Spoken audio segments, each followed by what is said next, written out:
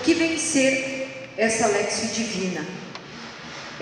Chama-se, na nossa tradução, leitura divina, leitura espiritual ou leitura orante.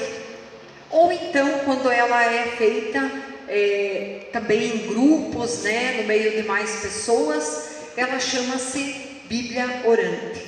Nós, na nossa comunidade, temos lá a Bíblia Orante uma vez por semana, já fazem 5 anos, né, que a gente está nessa caminhada.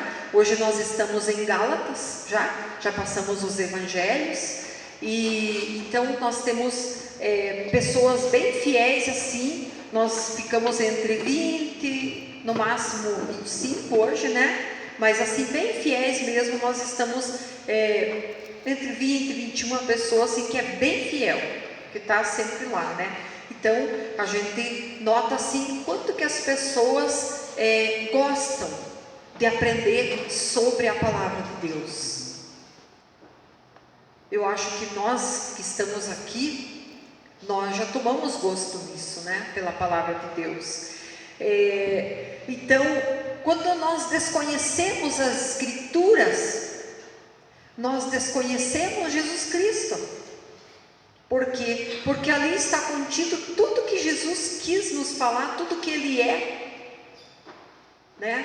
Tudo que Jesus deixou para nós está ali. Então, para nós conhecer melhor Jesus, nós precisamos conhecer a divina leitura, que é a Bíblia, que é a Palavra de Deus.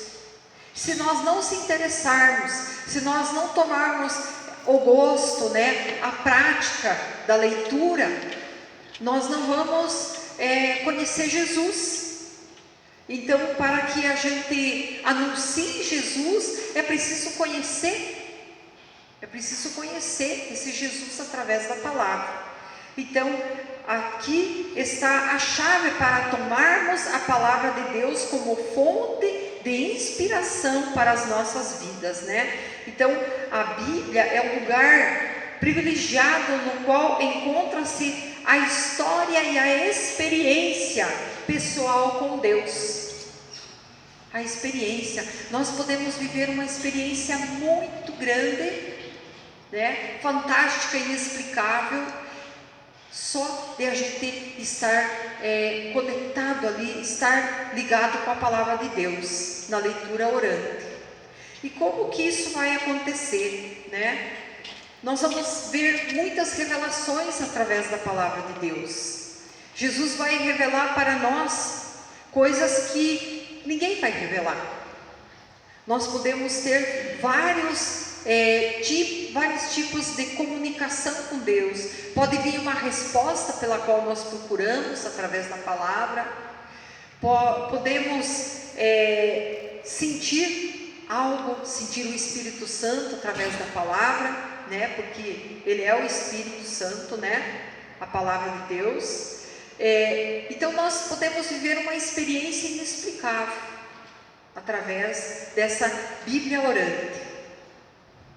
E para que a gente tenha essa Bíblia orante ou a Lexio Divina, né, essa leitura divina, é preciso com que a gente siga os passos. Como fazer essa leitura, pegar uma Bíblia e fazer uma leitura que a gente possa entender, que a gente possa sentir tudo isso que nós almejamos, para que a gente possa ter uma resposta daquilo que nós procuramos, para que a palavra de Deus dê um efeito na nossa vida. Nem um trecho do Evangelho, quando nós lemos, ou da palavra de Deus, ela pode ser lida sem surtir um efeito em nós. Ela precisa surtir alguma mudança, alguma coisa ela tem que proporcionar de crescimento para a nossa vida. Alguma coisa ela vai gerar para nós. Então, o primeiro passo, antes de a gente ler a palavra de Deus, é invocar o Espírito Santo. É pedir a luz do Espírito Santo do entendimento. Porque às vezes a gente quer só cumprir. Eu vou ler a liturgia diária, porque senão eu não vou ler. Mas a gente lê no meio conturbado, lê com o pensamento preocupado em outra coisa, né? E aquela leitura passa de viagem sem surtir um efeito para nós. Então o primeiro passo é a gente acalmar-se, né? Se colocar só para aquele momento da leitura, né? A gente acalmar o coração de todos os pensamentos, preocupações, tudo que nos dispersa, e invocar que o Espírito Santo venha sobre nós. Então faz uma oração, né? Invocando, e aí então o segundo passo é a gente ler aquela palavra que está ali, aquele trecho, não muito longo, para que a gente não, né, lê o trecho que dá o sentido daquilo que nós estamos lendo. Identificar as palavras que são desconhecidas para nós. Às vezes ali tem palavras que a gente lê e às vezes precisa recorrer para um dicionário, né? Precisa pesquisar para saber o que é isso, o sentido. Às vezes até tem que ir para outra palavra, para outra citação bíblica, para que se esclareça o que está escrito ali, né? Então a gente precisa tomar esse cuidado para nada passar batido. Depois que a gente identificar as palavras difíceis, lê quantas vezes for necessário. Às vezes a gente lê uma vez, ficou meio confuso, lê mais uma vez, né? Ter paciência de a gente repetir a leitura, por causa que isso vai dar mais um entendimento melhor para nós. Às vezes a gente lê 2 vezes, na terceira vem a clareza, né, daquilo que a leitura nos está falando, né? Aí, depois que a gente já se familiariza ali com tudo que está com a palavra, vem o tempo da meditação. Meditar. O que essa palavra quer dizer para mim? O que essa leitura pode me proporcionar?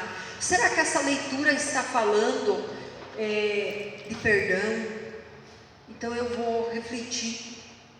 Como está o meu coração agindo na questão do perdão? Então vai do tema que vem me trazer aquele trecho bíblico, né? Ele vai me trazer. Então, depois que eu medito, que eu penso, que eu faço uma reflexão diante daquilo que eu li, então vem a escuta. Eu silencio meu coração e escuto. O que Deus vem dizendo através dessa palavra? Vem coisas novas, surgem tantas ideias, Deus falando por meio do nosso entendimento nessa palavra. Então eu vou escutar, silenciar o meu coração, contemplar a palavra e ver o que Deus fala para mim. E olha, tenho certeza, eu acho que vocês já fazem essa experiência, né? Cada vez que nós vamos fazendo isso, essa forma de ler a palavra de Deus, cada vez mais nós vamos nos apaixonando pela palavra de Deus, porque a gente vê muita comunicação, quanto que nós estamos perto do Senhor pela palavra de Deus, quanto que Ele vai nos falando cada vez mais, nós vamos descobrindo coisas e coisas através, né, dessa forma de ler a palavra. E aí então eu peço novamente o Espírito Santo para que conserve em mim todas essas maravilhas dessa palavra de Deus que veio para mim. Que Deus conserve, porque às vezes a gente lê e daí se dispersa e esquece, e às vezes são promessas que o Senhor coloca ali nessa palavra para nós, para a nossa vida, né? Então que o Espírito Santo me ajude a conservar aquilo, né? Se Jesus me pede caridade, paciência, né? Essa palavra, são frutos já dessa palavra que tem que surgir em mim. Eu li aquela palavra, quais são os frutos que essa palavra vai dar? Então eu preciso ser mais caridoso, mais paciencioso, mais pacienciosa com os outros. A palavra me falou da paciência, do amor, do perdão, né? De tantas coisas, né? Do louvor, que sabe, a gente não está agradecendo, não está só reclamando, murmurando, né, muitas vezes, né? E a palavra nos ensina a louvar. E mesmo em meio a dificuldades, às vezes nós pegamos a palavra, nosso coração está tão conturbado, com doenças, com problemas, com tanta coisa, e a palavra está nos pedindo louvor. Veja. E nós começamos a louvar em meio àquela palavra, louvar pela dificuldade, louvar pela doença, louvar pela situação difícil que nós estamos passando, e tudo isso vai se transformando em graças, porque o louvor liberta. Então, com a palavra de Deus nós aprendemos tudo. A palavra tem que gerar frutos em nós. Ela precisa, se ela não está gerando frutos em nós, é porque nós não estamos entendendo o que nós estamos lendo. É porque a gente está lendo muito rápido, muitas vezes, né? Então, vejam, a palavra nos traz 4 passos, né? Leitura, meditação, oração, orar com aquela palavra. Conversar naquele momento, né? Quando eu li aquilo, daí falar com o Senhor. Puxa, Senhor, essa palavra fala disso, fala do perdão. Me ajuda, Senhor, a perdoar, trazer aquela situação que às vezes está lá encalhada no nosso coração, né? Que sabe aquele momento, o Senhor vai fazer uma cura muito grande no nosso coração através dessa palavra. Que sabe aquele momento é o momento que nós vamos nos libertar de uma falta de perdão, né? De alguma coisa que está no nosso caminho. Às vezes fala dos antepassados, né? E a gente pede cura, pede libertação naquele momento. Então a palavra, ela nos completa, mas nós temos que entendê-la de forma certa, né? Ter o zelo da palavra, né?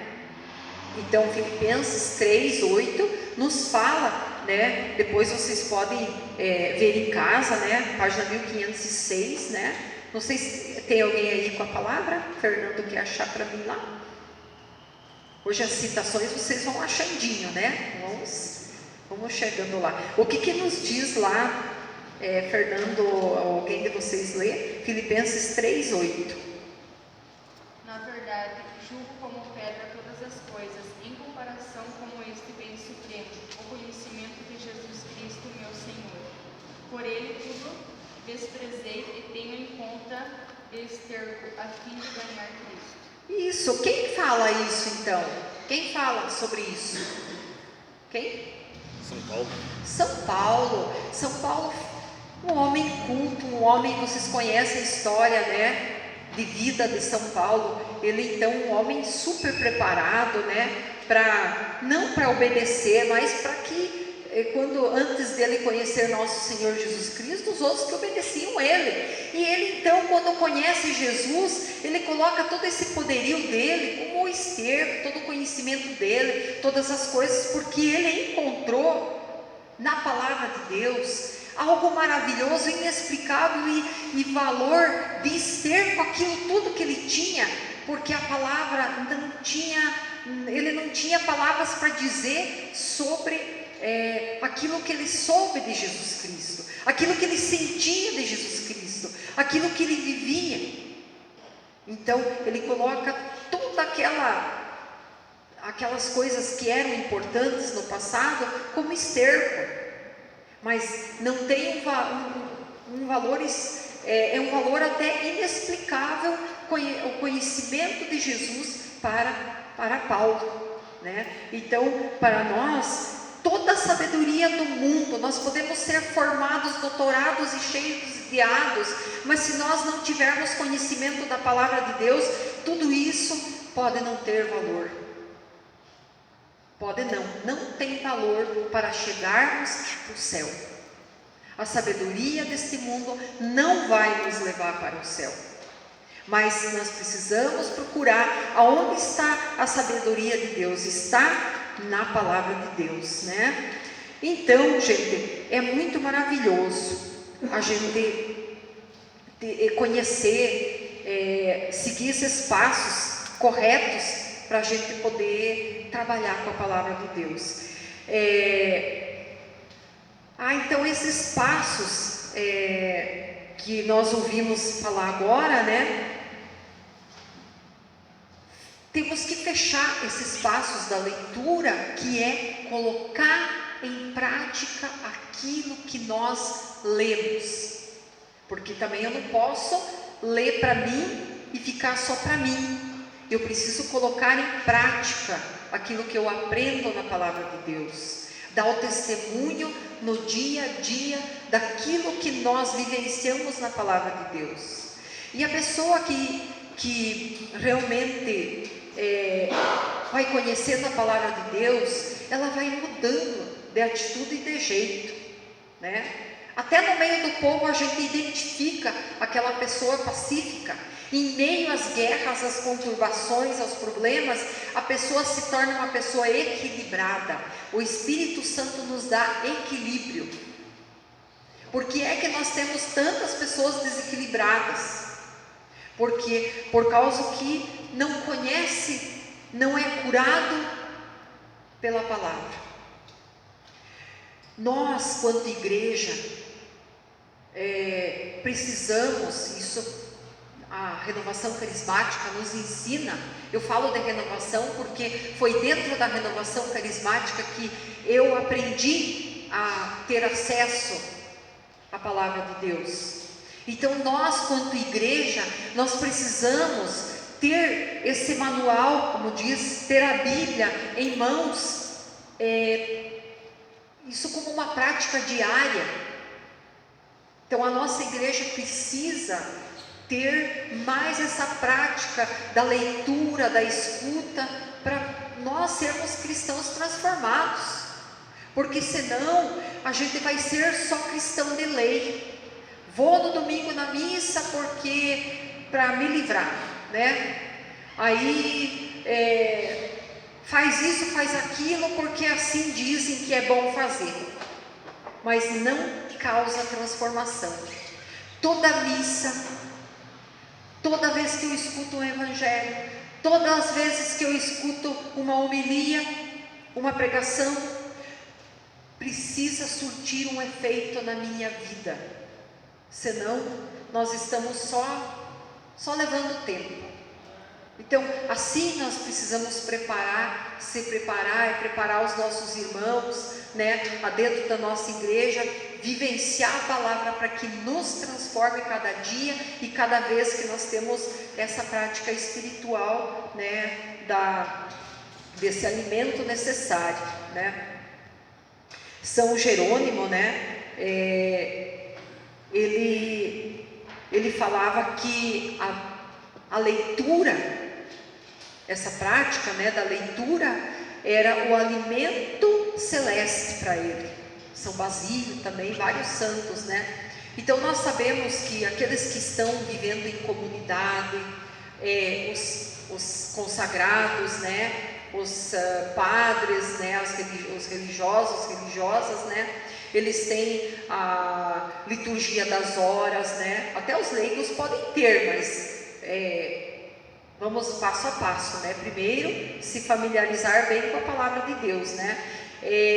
Vamos dizer assim, que aquilo também né? Mas a liturgia das horas ocupa mais o tempo do dia em oração, porque quem vive numa comunidade, quem vive numa congregação, vive para o próximo. Não que nós não vivamos para o próximo, mas nós ainda temos que trabalhar, temos o nosso emprego, aquela coisa toda, nós temos um tempo um pouco mais limitado para darmos conta da nossa espiritualidade, a ponto de fazermos essa liturgia das horas, né? Isso não é exigido do leigo, né, em si, mas quem pode, né, é uma coisa muito boa, né? Santa Teresinha do Menino Jesus, ela era humana como nós somos, né? Então ela dizia que em sua aridez espiritual, quando lia os livros que nada lhe diziam, ela lia os livros lia a Sagrada Escritura, né? Lia e nada acontecia, ela continuava com aquela aridez espiritual. Então o que ela buscava? O Evangelho.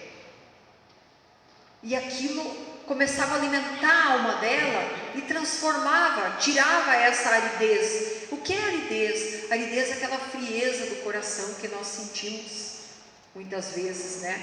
Muitas vezes a gente reza, mas parece que não vai, parece que Deus não responde, nada muda, a gente reza meio assim forçado, né? Todos nós podemos passar por aridez e vamos passar, ou se já não passamos. Se eu perguntar aqui, você já passou, Fábio, por aridez? Quem de vocês já passou por aridez? O que é aridez? Frieza espiritual. Eu acho que muitos de vocês já passaram por essa experiência, né? É um tempo que a gente precisa ser teimoso. Então a gente buscando, né, a palavra de Deus, ela vai tirando essa aridez, ela vai nos alimentando, ela vai transformando essa frieza, o Espírito Santo vai aquecendo. Então Santa Teresinha do Menino Jesus, quando vinha essa dificuldade, ela recorria à palavra de Deus e se refazia espiritualmente, né? Por que isso? Porque a palavra de Deus é viva, eficaz, ela é viva. Ela não foi, tem gente que fala assim, a Bíblia é um livro antigo, isso já era, isso foi feito lá para aquele povo. Não, a palavra de Deus é uma palavra viva, atualizada, ela nunca vai desatualizar. Nós vamos morrer, vamos esquecer que nós existimos e a palavra de Deus vai ser atualizada. Ela nunca vai perder a sua essência, nunca, jamais, né? Então, tudo é nu e descoberto aos olhos daquele a quem havemos de prestar contas. Hebreus 4, 12 e 13. Não precisa vocês pegar, só anotem lá. Então, vejam, gente, que nós havemos de prestar conta daquilo que nós fazemos na vida,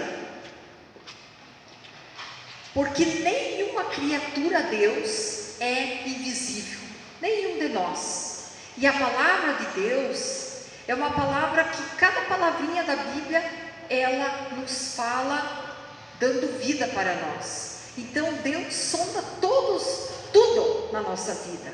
Ele sonda, Ele sabe tudo de nós. E Ele nos fortalece por um versículo da Bíblia. Ele faz com que essa palavra, o verbo, transforme a nossa vida, né? Então é muito bom a gente ter esses passos, né? A Bíblia, a palavra de Deus, ela deve de ter destaque em nossa vida. É ideal que ela seja lida diariamente, principalmente que todos os cristãos a leiam e tenham ela como apreço e respeito. Vejam, gente, que nós compramos tanta coisa na vida, né? Mas a Bíblia, tem gente que acha caro comprar uma Bíblia, né? Às vezes a gente investe, né? Nada contra, né? Mas investe nas tecnologias, celular de última geração, né? Outras coisas, né? Gostamos de andar às vezes até com coisas de marca, né? Mas a Bíblia deve de ser um apreço na nossa vida, deve de ser algo que possa fazer parte como primícia da nossa vida. Então nós precisamos ensinar nos nossos grupos de oração, precisamos ensinar nas nossas famílias, nas catequeses, nos movimentos em que a gente participa, dar o destaque da palavra de Deus, né?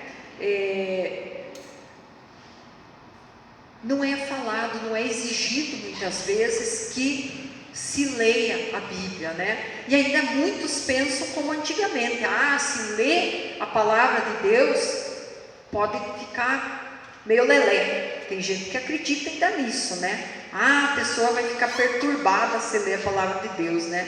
Lógico, se ler a palavra de Deus sem a unção do Espírito Santo, sem o jejum, que nós já vamos falar sobre ele, né? Se a gente não estiver com o coração preparado, não estiver convencido de que a palavra é a semente que precisa cair no nosso coração, como aquele terreno, né, que recebe uma semente, se vai cair numa terra, num caminho pisoteado, não vai acontecer nada, não vai gerar frutos, não vai crescer, não vai produzir frutos e nada. Então a palavra de Deus é preciso preparar o terreno, o coração, para que essa palavra possa surtir esse efeito. Então, vamos falar um pouco agora sobre esta prática do jejum na nossa vida, né? Nós temos o jejum pascal, que é a quaresma, o tempo de quaresma, né? Que é falado que todo cristão, né, diz o católico, ele precisa respeitar esse tempo de quaresma, né? Então todos nós já sabemos o que é o tempo de quaresma, né? Há vários tipos de jejum que nós podemos fazer. Então nós podemos fazer o jejum da quaresma, né, que é obrigatório, né, para um católico viver esse tempo de jejum, né, essa prática espiritual, né, porque nós falamos de uma prática espiritual que é a Bíblia orante, né, que é o Alexio Divino. Agora nós estamos na segunda parte, né, espiritual, jejum. Mas o que o jejum muda, né, na nossa vida? Muda muita coisa, né? O jejum e a mortificação são duas coisas diferentes. Jejum é quando eu jejuo da comida, quando eu faço uma alimentação, né? O jejum da igreja ele não exclui o café da manhã. Então você levanta, toma o teu café da manhã normal e aí jejua o resto do dia, certo? E tem o jejum de Daniel. O que é o jejum de Daniel? Ele é parcial. Você vai fazer as refeições leves, né? Mas vai evitar, porque leve, porque não vai carne. Você vai evitar carne, refrigerante, doces, guloseimas, né?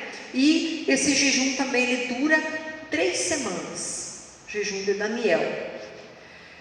E Nossa Senhora, na aparição em Medjugorje, ela falou o seguinte, ela repetiu várias vezes: jejuar é refrear a nossa gula e disciplinar o nosso comer. Vejo, gente, que há pessoas que todos os dias tem que ir numa churrascada e cervejada, então a pessoa ela vai perdendo a educação alimentar. Então o jejum, ele além de educar o nosso corpo, ele educa o nosso espírito. Quando nós jejuamos, nós ganhamos melhor força para a oração. Nós também temos que entender uma coisa: não é obrigado a jejuar. Há pessoas que não conseguem jejuar.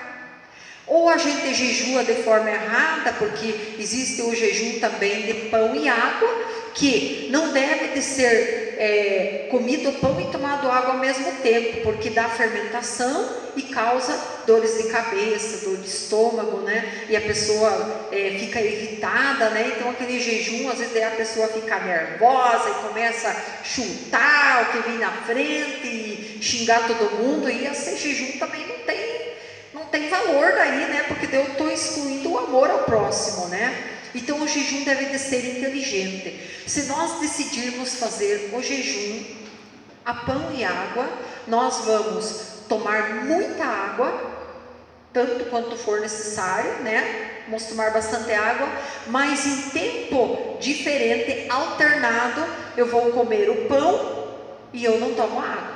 Aí eu espero um pouco, aí eu vou tomar a água, para que não aconteça, né, de dar essa fermentação no estômago, né, e a pessoa passar mal, né. O jejum também serve para nós educarmos o nosso comportamento de beliscar comida, ficar abrindo geladeira, ficar, né, para nós refrearmos, né, esse tipo de alimentação. Tem um outro jejum também que pode ser adotado, que é o jejum de líquidos. Você toma água, toma sucos, né? Só a base de líquidos, né? E tem o jejum completo, que a pessoa o dia inteiro somente toma água. Então, para todo esse jejum, a gente tem que conhecer-se. Por exemplo, como pode uma pessoa que trabalha num serviço pesado, né? Às vezes descarrega cargas, carrega, ou trabalha lá na lavoura, num serviço pesado, ela não vai conseguir fazer um jejum à base de água, ou mesmo de pão e água, vai ser muito difícil, né? Então, o jejum deve de ser inteligente. O que vem a ser então a mortificação? Mortificação, eu vou comer uma comida normal, um feijão, um arroz, uma mistura, mas eu vou cortar aquilo que eu mais gosto. Por exemplo, tem gente que almoça, aí vai lá e come uma baita de uma sobremesa, né? Ou come uma caixa de bombom, ou meia, sei lá, né? Às vezes ou sei lá, vai lá e faz alguma coisa, né? Então você corta nessa mortificação aquilo que você muito gosta, né? E pode ser com comida, pode ser até em outras coisas, né? Você pode cortar alguma coisa que você gosta, isso é mortificação. Às vezes também é muito bom fazer essa mortificação da língua, né? Tem gente que às vezes gosta de, né, falar, às vezes até demais, falar mal dos outros. Então, não que, né, mas nesse tipo de mortificação, reeducar a nossa forma de usar a nossa língua, né? Então, há vários tipos de se mortificar, né? Às vezes até cortar alguma espécie de divertimento, né? Às vezes não muito saudável, né? Alguma coisa assim. Então, cortar aquilo que nós muito gostamos, né? O jejum não deve de ser feito só pensado de cortar comida, mas o jejum deve de ser acompanhado de oração e esmola. Então, se eu jejuo, então naquele tempo que eu estou jejuando também tentar passar para alguém que está passando necessidade, né, algum alimento, né, alguma família, sondar, né, alguém que está precisando de alguma coisa e abrir mão daquilo, né? Provavelmente vai sobrar um pouquinho porque você, né, não comeu aquilo, alguma coisa assim. É lógico que não é aquela comida que você fez, você já tem que correr e levar para alguém. Não, você pode contribuir para uma cesta básica, para uma pastoral, fazer algum tipo de caridade, né? Isso vai acompanhar muito bem esse jejum, né? Oração e esmolas, né? Então, são principais formas de expressão de penitência interior.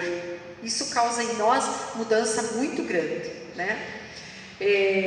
O Catecismo Católico nos fala lá no parágrafo 1434, né? Ele vai nos falar também sobre essa prática do jejum, né? O Concílio Vaticano II também nos ensina assim: a penitência do tempo quaresmal não deve ser somente interna e individual, mas também externa e social.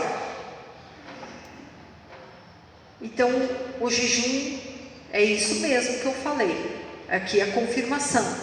Não deve de só eu me fechar, eu só deixei de comer, né? Mas essa oração, deve de surtir em mim mudança. Talvez é o tempo de eu procurar ir me reconciliar com alguém. Talvez a gente às vezes é meio pavio curto, é o tempo de uma correção da nossa forma de conviver com os outros, né? Às vezes nós temos um jeito explosivo, né? Mas não tem jeito de mudar o nosso jeito de ser, né? Na prática desse jejum, né? Jejuar por isso, para que o Espírito Santo nos dê força de mudar, porque todos nós precisamos mudar, né? Todos nós precisamos mudar. Se nós não estamos mudando, né, então alguma coisa não está certa com a gente, né? A gente não está seguindo a receita certa, né? Então, além da prática do jejum nos disciplinar, também nos ensina algumas coisas externas, como evitar os desperdícios, né? Porque muitas vezes na nossa casa tem de sobra, e daí a família começa a desperdiçar, jogar fora, aquela coisa toda, né? E sendo que nós sabemos que muitas pessoas neste mundo passam fome durante o dia, né? Não por preguiça, mas por doença, mas por dificuldades, né? Às vezes até por uma dificuldade do emprego, né? Às vezes são só momentos que uma pessoa passa, às vezes uma provação que Deus manda para a pessoa, para quebrar o coração, para que as pessoas como nós, quando está tudo bem, a gente abra a mão e saiba também entrar na dor do outro, né? Que a gente se coloque no lugar do outro. Então a gente, como cristão, tem que saber se colocar no sofrimento da vida do outro, né? E produz em nós também um silêncio. O jejum também combate um orgulho muito grande em nós, né? Por isso que quando nós jejuamos, ninguém precisa ficar sabendo, né? Quando nós fazemos caridade, o que faz a direita, a esquerda, que não saiba, né? Isso disciplina em nós, né? Dá essa libertação, né? Dessas renúncias, né? Da gabolice, né? De querer se mostrar, viver por aparência dos outros, né? Nos tira muita máscara, né? Então é maravilhoso isso, né? E ajuda para nós também na nossa parte mental e psicológica, né? O equilíbrio que eu falei, né? Então, e moral e religiosa, né? Também supera as dependências, né? Que nós temos, né? Muitas vezes das coisas que não fazem bem para nós, né? Então, gente, é isso que nessa noite a gente gostaria de passar para vocês. Só anotem algumas passagens para vocês refletirem em casa, né? Quem puder ler em casa Mateus 4, do 1 ao 11, para que vocês possam fazer essa reflexão da palavra. Vai falar também sobre oração, jejum, né? Mateus 17, 14 e 20. Atos 13, do 1 ao 5.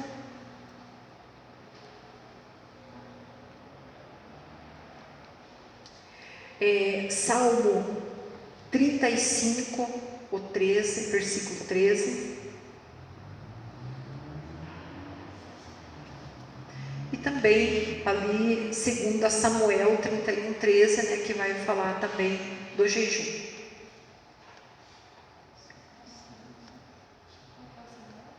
Quer que eu repita? Samuel 31, 13. São passagens curtinhas, né? A gente só comprovando para que vocês possam, não precisa ser de uma vez só, aos poucos, né? Vocês vão pegando. Então, gente, diante do que a gente nesse tempo, se a gente quisesse esticar, tem muitas coisas boas para falar. Mas eu convidaria você nesse momento, que você fechasse os seus olhos